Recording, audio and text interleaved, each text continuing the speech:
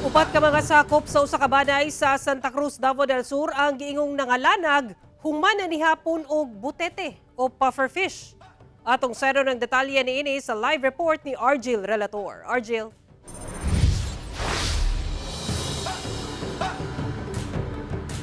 Sara nadakpan matud pa sa padre de pamilya nga usa ka mananagat ang maong butete ug ilahang gitunuan ug himo ilang sudan pang panihapon. Gawas sa magbanay nangalanag sab ang mga binuhing hayop kinsa nakakaunsab sa salin nga sud-ang butete.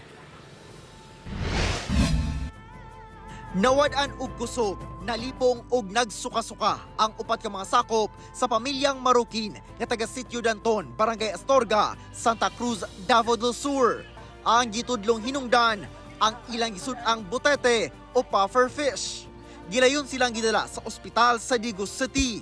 Lanag daw sila sa butiti. Mo to nako na pag adto na lang mo hospital kay delikado na anak ko sa iyaha. Nya to akong pag-umangkon mo di na kanang nagrabian.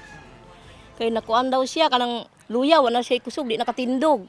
Ana sa 2 kilos nga butete ang nadakpan sa padre de pamilya nga usa ka mananagat ug dayon kining giluto nga gibutangan og tuno ug mao'y ilang gisud-an pang panihapon kagabi.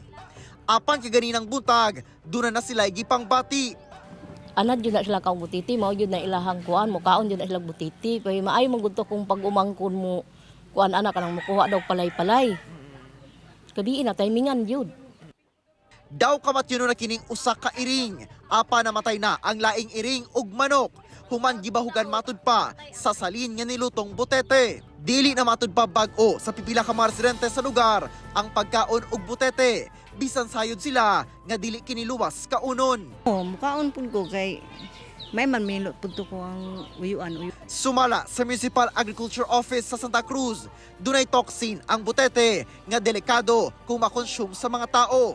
Ang butete manggod kay naagi na siya sa English pufferfish no naagi na siya toxin nga naa sa iyahang lawa. So ang Bureau of Fisheries or ating fisheries sector diri sa ato ang Municipal Agriculture Office wala jud nag-recommend nga pwede na to kaunon ang butete.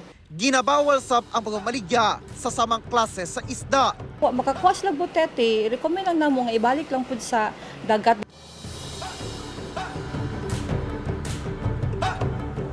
Sara karong adlaw sab na discharge na gikan sa ospital ang duha sa mga biktima samtang ang laing duha nagpabiling natambalan sa ospital.